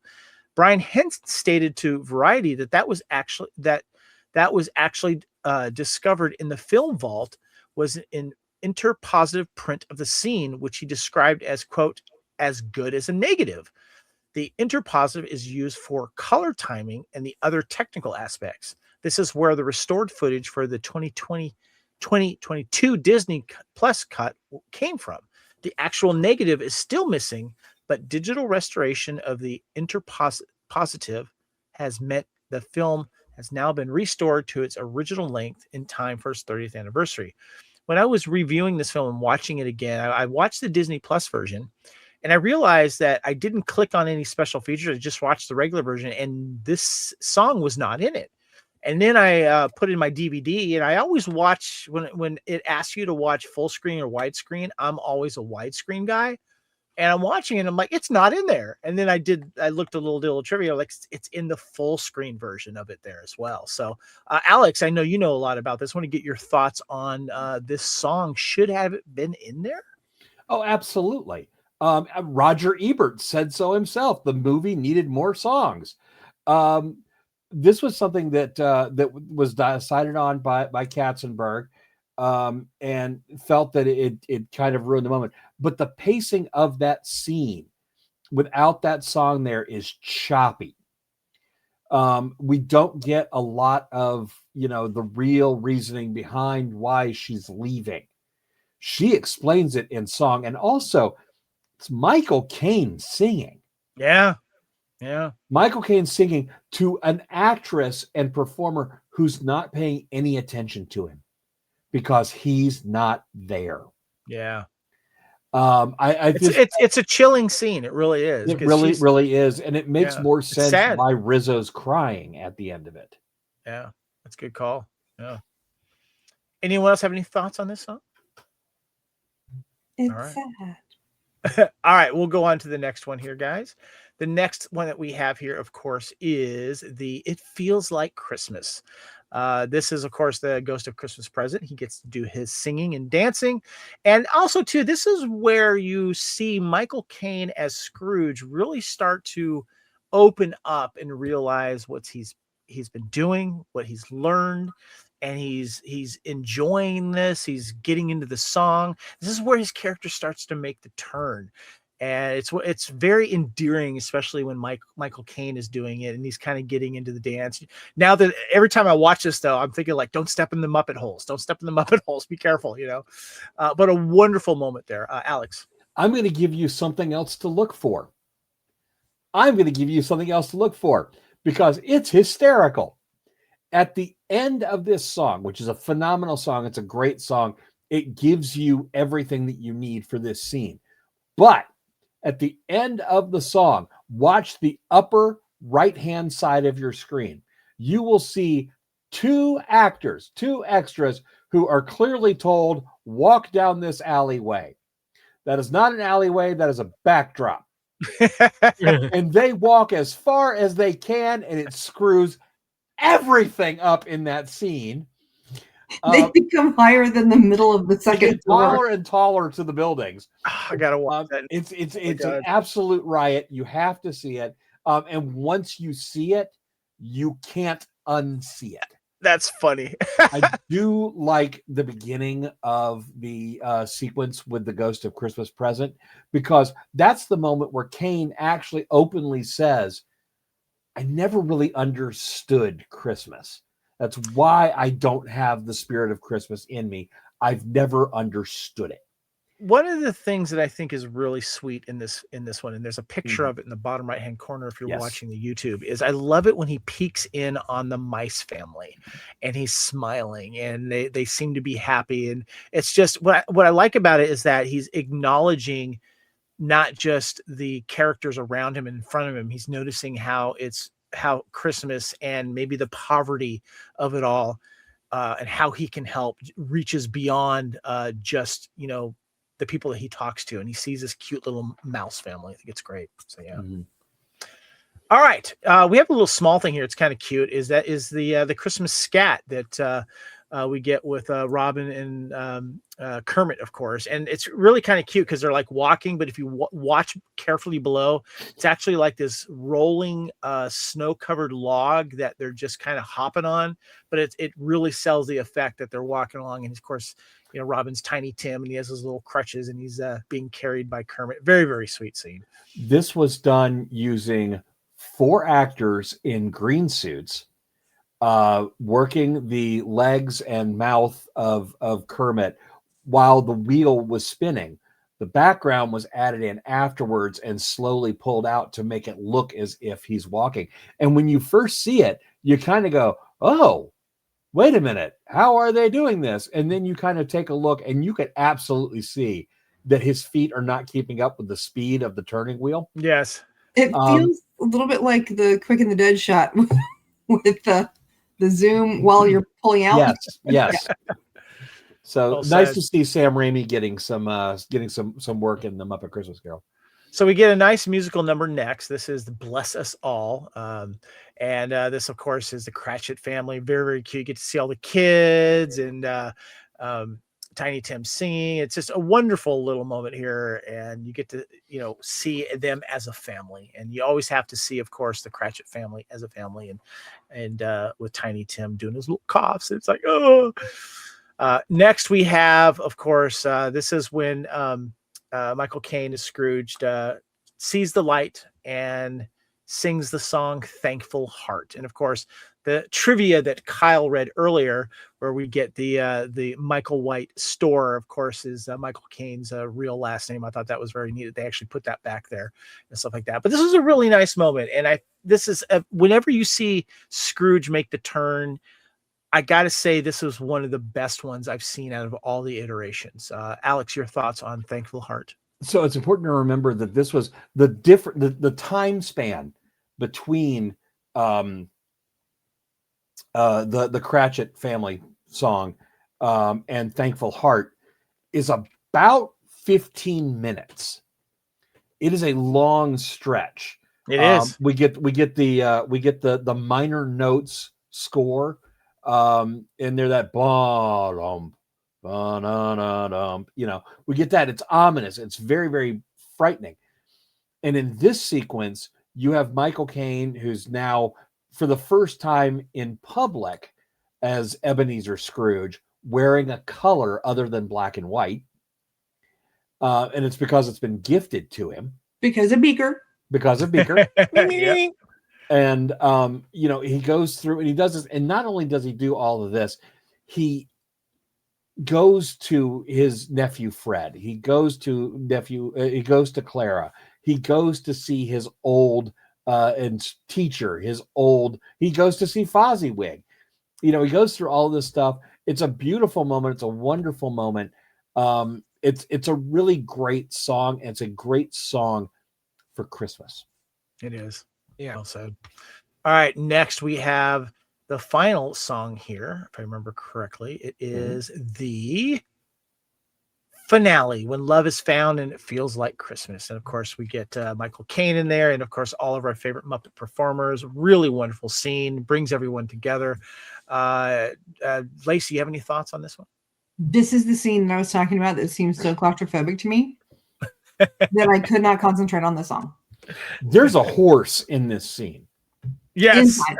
There's a horse inside the house in this scene. Also, they have a magic turkey because he brings a raw goose or whatever turkey. And the size of that turkey is like easily a 14 hours in the oven situation. Which they're going to have to do really on a turkey. roasted spit. Yeah. And turn it. And this thing, I'm not kidding. That turkey, you guys are seeing it on the YouTube channel. That turkey has a very nice shellac look to it. Yeah, it does. All right. Go ahead, Alex. Yeah, I was just going to say, the one of the weirdest things is the Love Is Found as a reprise makes no sense without the love is gone from the movie, and I think that's one of the reasons why that song is so important to so many of us. That's a good point.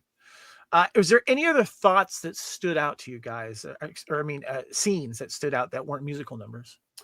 I actually, I'm sorry. Go ahead, Kyle. I was just going to say, basically anything with Gonzo and Rizzo in it, it's just phenomenal. I mean, I'm almost surprised they haven't done like somebody hasn't gone on YouTube and made a cut version, but it's just all the Gonzo and Rizzo stuff of this movie. I will say, and I'm going to be negative in this case. Nephew Fred's scene is lacking a sense of still loving his uncle. Yep.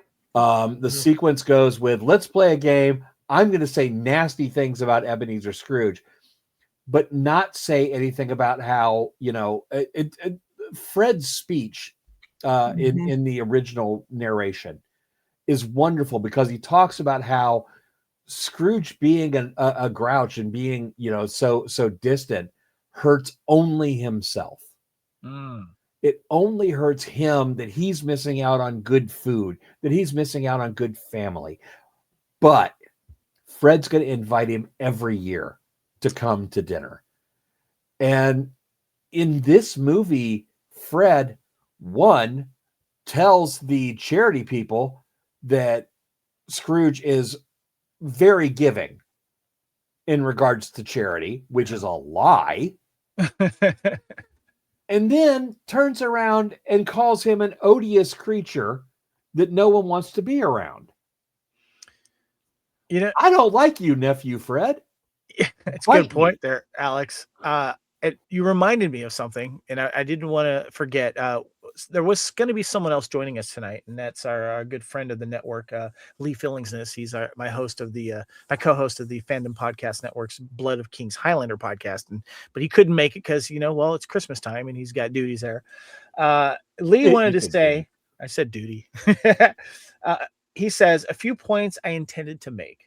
The Cratchits were more sympathetic in this version because we all knew the Muppets and sympathized with them because we grew up with them. This also shows them all being strong for each other and not wanting to break down for everyone else's sake, and it brings more humanity, or as he says in parentheses, Muppet-anime to the scene. There's also nothing worse than a sad Muppet. Unlike the other movies, this was completely on set, more like the TV show, and allowed more control of the world. Good comments there, Lee. Well said. Yeah, no one wants to see a sad Muppets, definitely. Kyle, did you have any other scenes that jumped out at you? No? I love Beaker and Bunsen Honeydew. I think they're great in this. Like Lacey said earlier, that's some of my favorite. But like I said, I can't. For me, it's my favorite part of the movie. I mean, it's the magic between Rizzo and Gonzo. I love the lamp lighting scene that we have up on the screen. By the way, Alex, I've had this movie playing in the background, and I did rewind it to that scene with those two. Now I can never unsee it. They literally walk to the end, and they just stop like they're right in front of the They kind wall. of keep doing their feet just They sort of kinda left keep and kind of right, like, like they're yeah. pretending to walk more. It is so funny. Now I will always remember that. Thank you for that. All right, guys, we have some other wonderful Muppets that I'm showing here on the video here. Just a lot of great little side characters we're used to seeing and such. But as we move on and we start to wrap things up here, guys, I did want to just give a shout out to, as we were talking about the set. The set was fantastic, especially the one more night till sleep.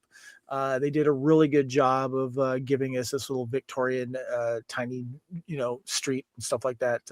Alex, yes. This photo right here tells us that the movie took place in 1884 Tell us why. because it's the only Christmas Eve that had a full moon. There you look at you doing the Sherlock Holmesy deep dive. I like that. Also, the year that that Charles Dickens' A Christmas Carol was released, 1884. Nice. When did Jack the Ripper start making his stuff happen? 1884. No, There you go. No. Okay, we're gonna have a little fun here, guys. We're gonna bring in a couple little categories we like to do with. If you were a non-speaking extra on set, what scene would you want to be in? Of course, we did have our humans roaming around here. Kyle, where would you have liked to have been? Oh no, Alex had his hand up. Oh, Alex did. Sorry. Go ahead, Alex. Let him go first. I want to be one of the two people that walks to the back of the set. Oh, that's a good one. What about you, Kyle? I want to be at Foswig's. Come on, Foswig's? that is the party to be at. You got the Electric Mayhem. How often do you get to see the Electric Mayhem live in concert? Come on now. And unplugged. And unplugged. Yeah, Yeah. that's a good. God damn it, Kyle! Now I want to change mine to that. That's a good one. Lacey, what about you? Where would you want to be an extra in the Muppet Christmas Carol? I think I would have wanted to be in the scene with Gonzo. I mean, with Honeydew and Beaker. With the scarf. That's just. I don't know that I've ever. I mean, I've been to some amazing Broadway shows and stuff, but I think that one delivery of the line, for me, was. I mean, it just rips your heart out, man. It does. Yeah. For me, my first pick was I would love to be in the opening Scrooge scene and just be around all the Muppets singing that, and I just think that would have been a wonderful opportunity to be in that era of and wear those costumes and just see him walking by me or something like that. I'm one of the humans. That would have been a lot of fun. But now I want to be at the mayhem party there, Kyle. Kevin, 3 words for you: endless rubber chickens. True. Yes, lots of chickens. There you go. All right, here's a fun one here, guys. We always throw this one out here. Is if so you're on set as an extra, but you're also friends with the on-set prop master, and they say that you can take one thing home from the set. What prop are you taking? But I'm going to switch that up for this Muppet Christmas Carol here, and formulate the question to this: what screen-used Muppet would you have liked to have from this movie? It's so hard. I know what mine is. I have a backup as well, but I'm going to always go to you first, Alex. What Muppet would you like to have screen used from this movie? It's a great question.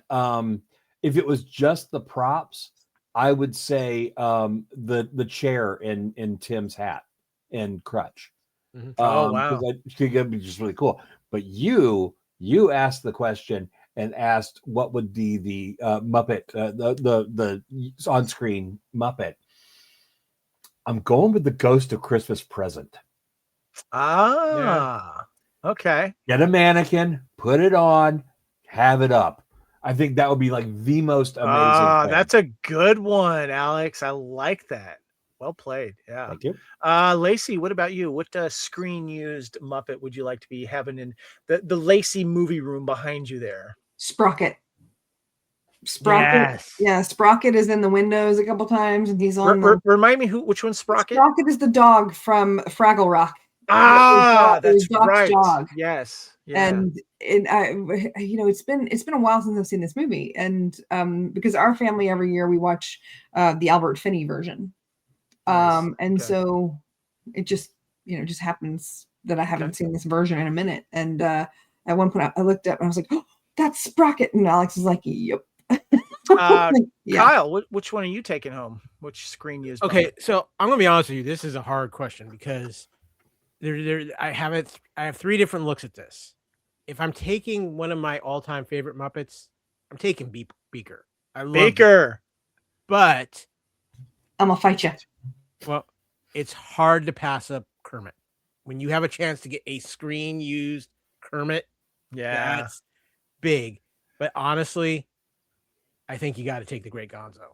that was my first pick was Gonzo because I think in this one, yeah, it's Great Gonzo. Yeah, I'll take a Rizzo as a next, but it's Gonzo for me because of him being Dickens and just being in throughout the whole movie. That's a good one. Alex, I want to point out that Hollywood Studios in Orlando, Florida, the Disney Hollywood Studios currently has many of the costumes and props from the Muppet Christmas Carol on display down there. While down there, the actual costume signage says costume worn by Kermit the Frog as Bob Cratchit, crutch used by Robin as Tiny Tim, outfit worn by Rizzo in Muppet Christmas Carol, outfit worn by Charles Dickens. I love it. That's great. Even they don't acknowledge Gonzo as Charles Dickens. That's just Charles Dickens, who's blue fur and hangs out with a rat. All right, so we've added this to our segments here on Couch Potato Theater, and this is Lacey's the Lacey at-hold question here. And Lacey, you get to go first. Who would you like to have dinner with between takes or at the wrap party, or is there someone you would avoid? You're in Muppet Land here, and keep in mind all the performers could be doing the Muppets for you and hanging out with you. So who are you hanging out with? Who are you having a discussion with? Reality just sort of I want to hang out with the voice actors. Yeah. I gotta tell you though, I think if I had the chance, I would take Michael Caine to lunch and just let him talk for days. Nice. That's a good one. I want to hear all the stories, but the same goes true for Brian Henson, because he grew up watching and learning. And I mean, I don't know. It's a hard question. I think this one would probably be Michael Caine though. No. Gotcha. Kyle, you think Michael Caine too? I think it would have to go Michael Caine. Brian Henson would be a close second, but I'm going to throw in a caveat here, because what Muppet are you hanging out with? And I'm hanging out with Charles Dickens. Alex, what about you? Who you hanging out with on set? This is tough because it comes down to one of two. And it's a case of a matter of respect, a matter of legacy. So for me, it would either be Paul Williams or Frank Oz. Yeah, Both of them are geniuses in their field. Both of them have multiple layers to their abilities. And it would be fascinating it's the spirit of Christmas. I'm taking two. I want to sit down with Frank Oz and Paul Williams and just talk. Yeah, that's a good one. Yeah, I like that. If he gets two, I get two. Lacey gets two as well. Go ahead, Lacey. This is your question. No, I gave you my two. It's already Brian Henson and, and Michael Caine. So we should totally double up. We should totally double up. Lacey and I get 4 people. Well, wait a minute. Well, let's just we're having a banquet. Let's just flat out say it. We're having an all cast party and everybody's invited. My pick would be Michael Caine first and foremost, definitely. But because I'd have questions about some of his movie choices, but I would just love to pick his brain about his thought on acting. But I would love to just hang out with the band and all the puppeteers doing the band and having a conversation about music while they're in character. That's one of my dreams, because I love music.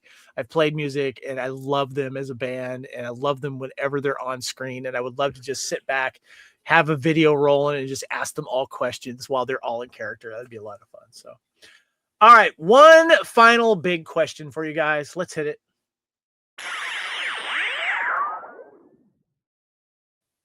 So my question to you guys is this is obviously a fan favorite for Christmas. It is. And this, of course, is Couch Potato Theater, The Muppet Christmas Carol, came out in 1992. In your opinion, what is the best A Christmas Carol iteration? There's a lot out there, guys, and there's some more famous than others. Of course, we have the Muppet Christmas Carol. We have, the George C. Scott version. We have the Patrick Stewart one. We have Bill Murray as Scrooge. Jim Carrey did a version as well. There's a lot out there. And of course, it's I think it's probably one of the most famous stories that has ever been done when it comes to Hallmark and other films. They always do their own version of A Christmas Carol. What is your favorite? Alex, I'm going to start with you. Oh, it's tough. Look at you. No, the sad thing is it's not tough at all. Oh, Lacey was waving. She could go ahead of you if you want. No, it's not that. It's just that it's a Diva's Christmas Carol, starring Vanessa Williams as an absolute diva of a performer. I know which one it is because I've seen that one. It's so bad, and I love it so damn much.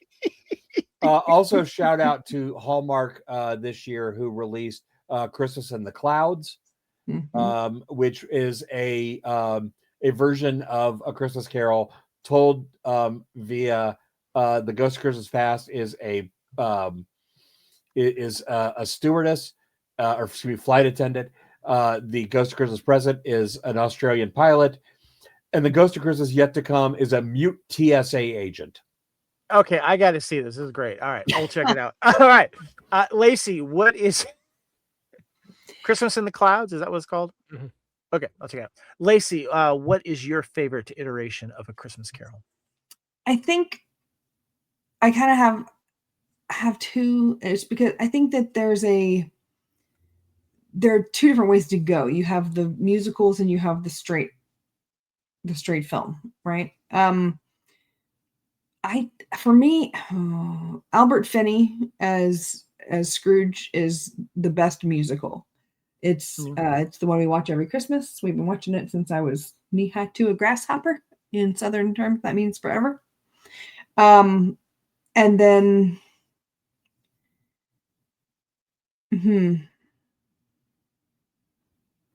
it's tough. I think as far as just a standard, a lot of pause in there, Lacey. Yeah, it's hard. It's tough. Go back one picture. Picture. It's tough. I'm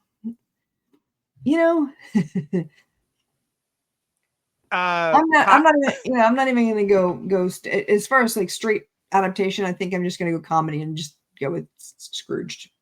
Okay, Kyle. This is where it gets a little tough because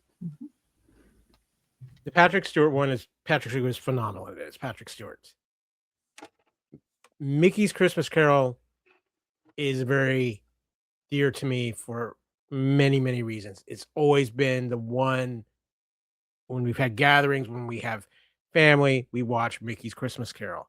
And let's be honest too, there's another soft spot for Mickey's Christmas Carol because I don't think if you don't have Mickey's Christmas Carol a few years later, we're not visiting DuckTales. So just that okay. There's that. That's a good one. But there's more. one more. The most fun as far as modern ones, we did it on an early version of video. You're stealing my thunder, Kyle. Well, I know I am, but we both know it's special to us, is Scrooged. Yeah, Scrooge, hands down, is my favorite. And what Kyle was going to say was that we're actually re-releasing the audio of that one. If you're listening and watching this video, check out the audio podcast. Or we're I'm working on it. releasing our CPT, Couch Potato Theater Scrooge.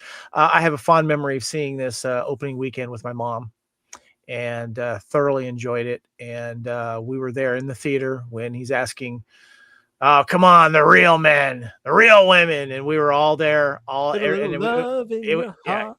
yeah, put a little love in your heart, and that's my favorite, and it will always be my favorite, and it gets me every single time. So there we go, guys. This has been a lot of fun. Oh, sorry, Yeah, go ahead. No, go ahead, Alex. My apologies. I do want to give a shout out. The Patrick Stewart A Christmas Carol is brilliant. It was made for television. It is one that I do watch every year, and it's because his transformation sequence, the stuff they do with him after he's been saved, is absolutely some of the best Scrooge you'll see. Good stuff. Yeah, I'm gonna put that back in the rotation this year. Kyle, I have one quick question for the panel, if I may. Just real quick, fire it off. We've talked about this amazing film. I want one Christmas special or a Christmas movie that is a must-watch in your house that's outside of like the Muppets and stuff we've talked about. Is there one that maybe is a little offbeat or something like that? Give me one. I stick with the classic. Yeah, I always have to watch It's a Wonderful Life. I have to. It's every year. Lacey. I'm gonna go Kiss Kiss Bang Bang or Long Kiss Goodnight. Those are my two like big ones. But I would also like to say I do own 11 copies of different varieties of Scrooge and Christmas Carol. It was that's why I was struggling so hard because Well, Alex liked your choice of other Christmas. Alex, what's yours? Debbie McComer's Call Me Mrs. Miracle. Yes, with James Vanderbeek. No, that's Mrs. Miracle. Call Me Mrs. Miracle features Jewel Stady. From Firefly. Yeah. And that's why I'm waiting for her to show up at a con, because I'm getting my copy signed. Kyle, answer your own question, sir.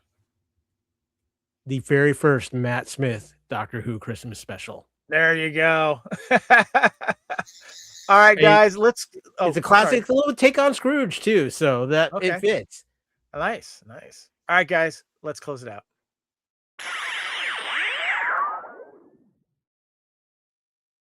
This has been great. Thank you guys for making the time to do this. And I'm so excited that we finally got Couch Potato Theater, the Muppet Christmas Carol. I want to get you guys' final thoughts on this. And first of all, we're going to start with you, Alex. Thank you so much for doing this and providing a lot of wonderful insight on this movie. I know how important it is to you. Give me your final thoughts. It's an exceptional movie. It's maybe some of the special effects as far as CGI goes are not as great as they could be. But the most important factor in this movie is the heart behind it, and it shows. Yeah, well said. Alex, how can we reach out to you? Oh, don't. No. I am the creative director and the Minister of Chaos for Safety Third, Dangerously Funny Improv. You can see clips of our shows at safetythirdimprov.com or go to YouTube and look for Safety Third Improv. And you're based out of Atlanta area. We are based out of Atlanta. Awesome. Lacey, give me your final thoughts on A Muppet Christmas Carol. I love it. It's fun. It's probably it's the darkest of all of the Muppet films, which I think may be why I'm kind of drawn to it. And it's a great take on a classic. And I dig that. So yay. Nice. Kyle. Oh, Lacey, if anyone want to reach out to you, where can they find you? No, I'm just mostly here. You can find me at Huntsville Expo, wandering around in, I think, April, or I'm at Dragon Con. Those are kind of the two places that I'm around. Find Lacey at Dragon Con. Love it. Yep. You can find here on me, the Fandom Podcast Network. Yeah, you can also find me standing next to Lacey in Huntsville. There you go. Kyle, your final thoughts on Muppet Christmas Carol. Nobody retells a classic like the Muppets. the Muppets are still something that brings me joy, and this movie is just great, and it's also one of the greatest performances of one of our all-time greatest actors of our generation, and Michael Caine. Just his Scrooge is absolutely amazing. This is a must-watch film every Christmas, and it's one of the few to me too that really gives you a pure sense of pure fun and joy during Christmas. I mean, you've got a lot of Christmas movies out there and something, but because it's the Muppets, because it's the craziness of the Muppets, and it's such an amazing performance, it gives you that special feeling during Christmas. And I tell anybody, if you have children, make sure you expose them to this movie at Christmas time. I think it's a wonderful movie to make a family tradition. So. Well said, Kyle. How can we reach out to you? Oh, you can, of course, find me all over the Fandom Podcast Network. Kevin and I are glued to this thing for some reason, co-founders or something like that. I don't know what that is exactly. And of course, if you're looking for me individually, you can find Kyle Wagner on Facebook. You can find me on Twitter and Blue Sky at @KyleW, and you can find me on Instagram and Threads at @KyleFandom. Well said. Before my final thoughts, I just want to say you can find me, Kevin. You can find me on Facebook at Kevin Reitzel, here everywhere here on the Fandom Podcast Network, and on the socials, all the socials at Spartan_Phoenix, including Blue Sky at Spartan Phoenix. And feel free to look me up on Letterboxd at Spartan Phoenix. So check it out. First of all, this is one of my favorite Christmas movies of all time, and I remember seeing this for the first time, and it's just one of those Christmas movies I feel like I've bonded with people. Like when they say I love the Muppets and I love the Christmas Carol Muppets, it creates instant discussion, instant nostalgia, and it's just a timeless telling of an iteration of A Christmas Carol, and I love it. I always love returning to it, and it is a special place in my heart here, and glad I got the DVD here. Anyway, I want to thank, first of all, Alex. Thank you so much, man. Really appreciate you having on, man, and getting your insight on this. Thank you so much. Always a pleasure. Lacey, thank you very, very much, and thank you also for contributing to the Fandom Podcast Network for all this time. Appreciate you. Absolutely. I'm trying to keep my glasses from like shining weird. I'm trying to find that place where I'm not. Kyle, my buddy, my brother from another mother. Thank you so much for doing this with me. I appreciate it. Absolutely. Well, no, I have told you, not all types of cookies. You have allergies. I've told you. Oh, okay. Yeah, I'll be sure to relay the message on. I'll talk to you before the 25th. Yes, it's okay. He's demanding. It all worked out. Mr. Nick is demanding with you nowadays, man. I appreciate it. He's a little busy. He's a little stressed, but gotcha. He said he's been watching. We all have made the nice list for such a wonderful podcast. Well, thank you all for listening and watching. We appreciate you. We hope you have a wonderful holiday season, and thank you for joining us here on the Fandom Podcast Network for the Muppet Christmas Carol. I'd like to thank my guests again, Alex, Lacey, and Kyle. Until next time, we will see you on the couch. Thank you, and goodbye, everyone. Merry Christmas!